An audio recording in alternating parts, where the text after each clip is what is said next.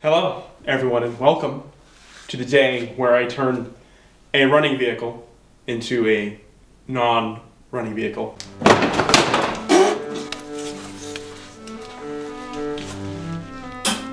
So this is broken now.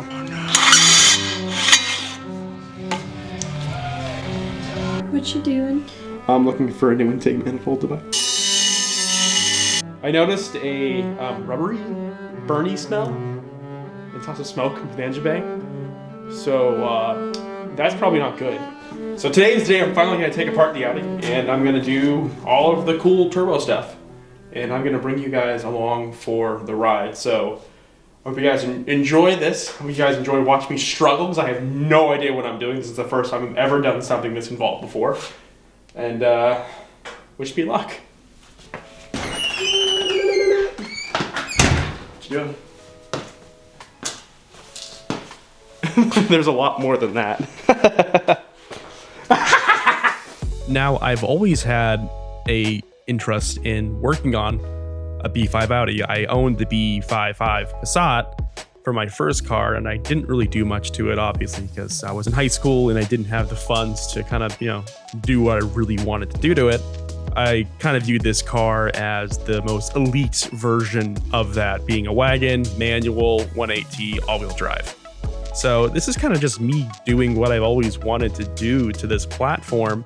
And I know it's not the best way to go about doing it, and I honestly have no idea what I'm doing, and I learned a lot through this series, but the outcome I was pretty happy with. I'm already looking at at blocks to build to for this thing, because I already want more power. But I hope you guys enjoy watching this as much as I did making it. Please leave comments below pointing out issues that I may have missed, because once again, I'm very new to this whole thing. But thank you guys for watching, and I hope you enjoy it.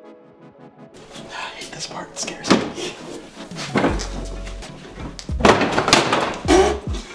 That works. Very good. We're replacing the bumper anyway, we don't need it. It's all messed up. This is fun.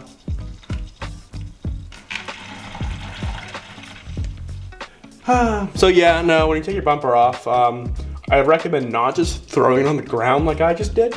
It's a way. Probably not the best way to go about doing it. So, yeah, but I have to take apart a lot of stuff in the front of this thing too. Because I have a new CTS front mount intercooler, so this little dinky thing here that's probably full of oil is gonna be removed alongside all of the piping. And what's cool about the CTS kit is that all the rubber garbage that's part of this intercooler system in this car is gonna be replaced with stainless steel. So that makes me feel better inside. Probably like most people would. But I have to wait for this to finish draining. I'm gonna have to drain the oil, and I'm probably gonna have to, I don't want to drain the coolant system. I know I'm definitely gonna lose some just because I take the turbo off, but I'm gonna try not to lose all of it. Ooh, it's almost done. And I'm worried that the front mount kit and this bumper might not cooperate super well. It's supposed to. I just want to interject real quick here. So the intercooler I was using was the CTS front mount intercooler. I know that I mentioned that it said that it shouldn't require much trimming in order to get it to fit.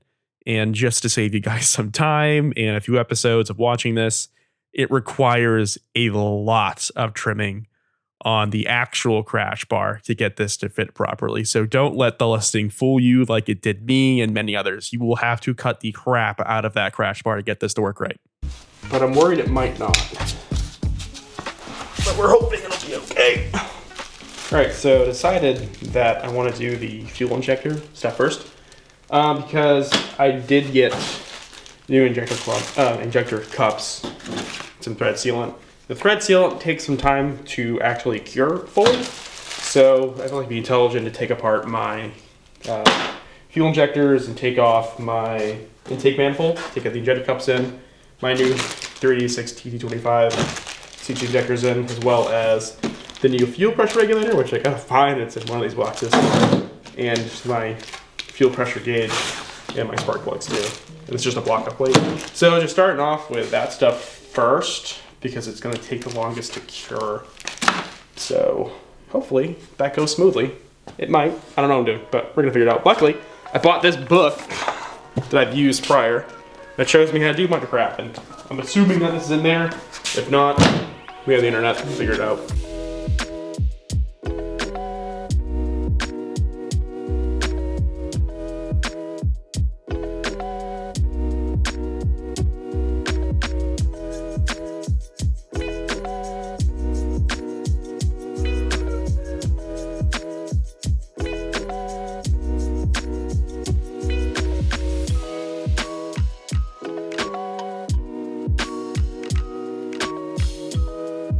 So, like I said prior, I looked at the manual and it said to take off these little boots right here for the plugs. Turns out that's a lie. Don't do that. You can actually get to the little clips that I showed in the footage behind the plugs without having to take these off. So I'm just gonna pop that back on.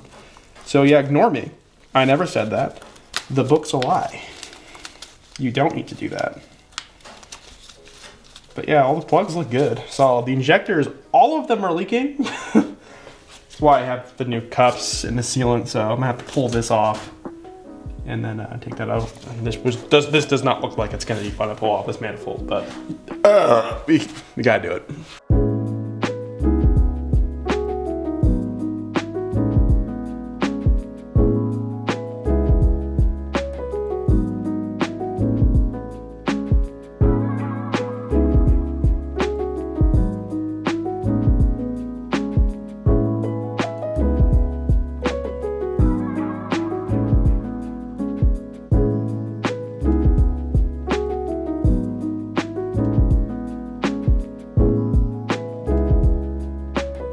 Alright, so I have the fuel rail obviously off.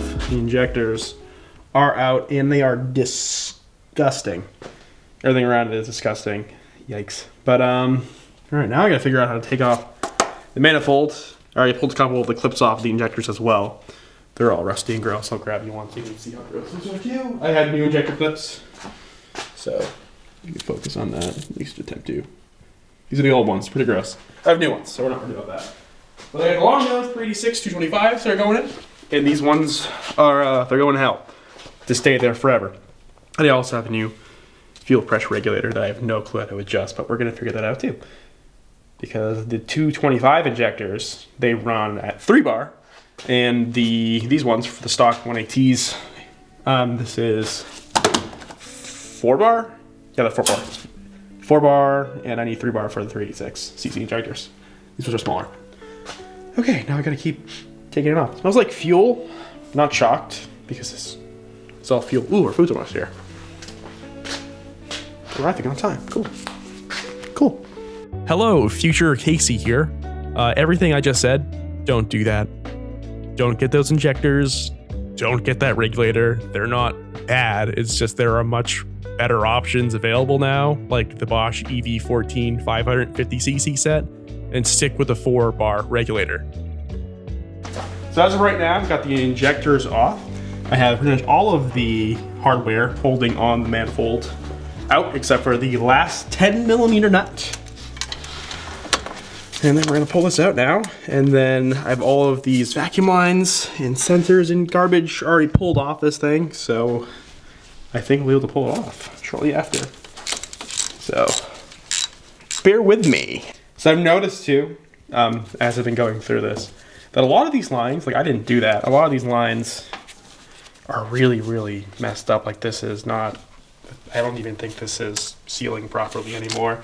So when I do the regulator, I think I might actually pick up some more of these lines from the auto parts store because they're just so crappy. I will be removing a lot of the unneeded vacuum lines because the tune I'm running, all emissions garbage is gone. Like secondary air injection, gone. That is gone.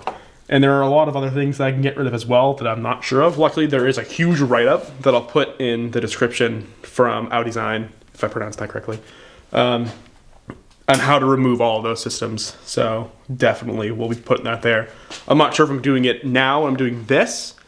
I'm already changing enough as is and then starting to mess with the vacuum system and all the emission stuff right after I've already made all these huge changes. Probably isn't the best idea. So I want to get into a good place once I get the turbo and stuff all in and everything, make sure everything's running as it should, and then I'll do all the vacuum lines to clean it up. But for now, we're just gonna leave it as is.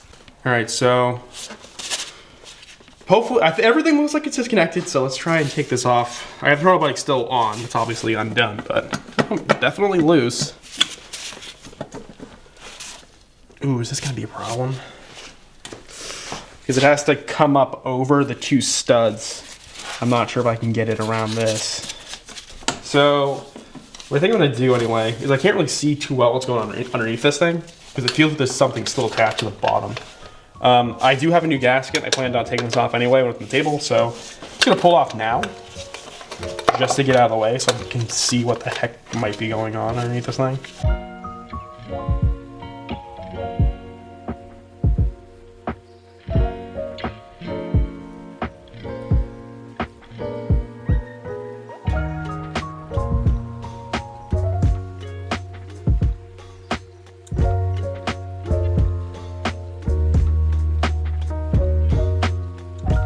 There she is. That's a really small, dirty throttle body. Gonna clean this. The gasket's like stuck to it. It looks like this has been off before. Maybe? I'm not sure. I could be lying. I could be very wrong. Oh, wow. Oh, jeez. There she is. Throttle body. If you look down here, this bar is attached to the bottom of this, which explains why I can't pull that off. So yeah, that's why. So it turns out you really kind of do need to take the throttle body off before anyway. It wasn't too difficult to do, but now we know better. So, woohoo, sports. So I was taking it off the stupid bar thing in sport, and a mosquito flew outside. It flew out of my intake manifolds. Mosquito. It's been like dropping to 20s or below at night for the last like month now in Massachusetts. I don't know how that did. It's dead now. I killed it, but still, Jesus, that's impressive.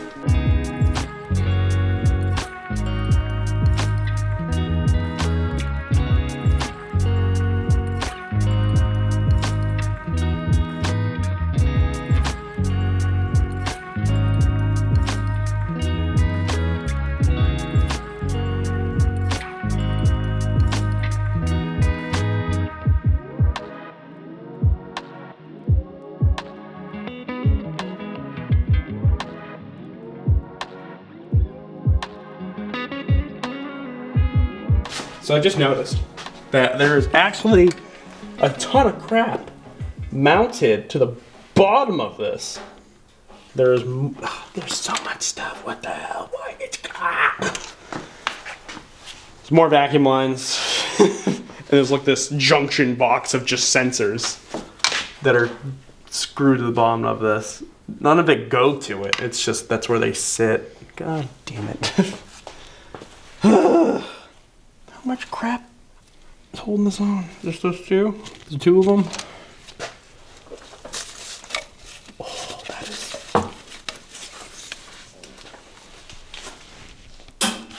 So this is broken now. It looks like that's been broken for a hot minute. Whatever this was a part of. So we're gonna have to replace whatever this is. Hi, it's future Casey again. That's actually part of my PCV system, which is notorious for snapping due to it being garbage plastic. I replace it with the O34 silicone kit, as well as the rest of the PCV system. So if you are working on a 180, I'd heavily recommend upgrading your PCV system from the garbage plastic stuff to the silicone ones, because it won't snap off if you have to look at it. It disintegrated, so woohoo. Gonna put that in the goddamn it pile. So, wow, I failed in a marvelous way. I don't even know what the hell that's for. Like, what is it? It looks like it's PCB bullshit. Okay. More mystery vacuum lines. Love it. This is fun, guys. I love car stuff. Dude, working on cars is like my peace, you know? Just makes me so... Please, bro. So we have... gross... disgusting intake manifold off. That was not fun to undo, but we got it off. The intake manifold. I'm gonna clean this up. It's pretty gross, pretty crusty. So I'm gonna clean this up, but I'm not sure what this is, but it disintegrated. So this is gonna have to replace whatever this was originally. But it looks like it's been leaking for a long time. I don't think this has been, I think it was broke a while ago. And me doing this kind of took the rest of it out. Because you can look in the engine bay, it's just coated.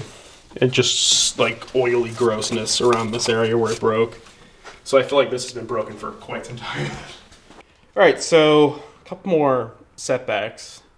Because, you know, old German car. So I originally had purchased the plastic injector cups to replace the old plastic injector cups. And the issue that I have encountered with these, the threads are plastic, so trying to put them in, if you mess up ever so slightly, you mess up the threads and then that piece becomes useless. So I messed up one of them. And I messed up a second one. So now I'm too short. So I'm like, all right, I'm going to go buy more. And I found that Euro Tuning sells billet aluminum ones. So I ordered some billet aluminum ones. And we're going to say goodbye to the plastic ones, and we're using the billet aluminum ones. So that issue will be corrected in about 3 to 5 business days.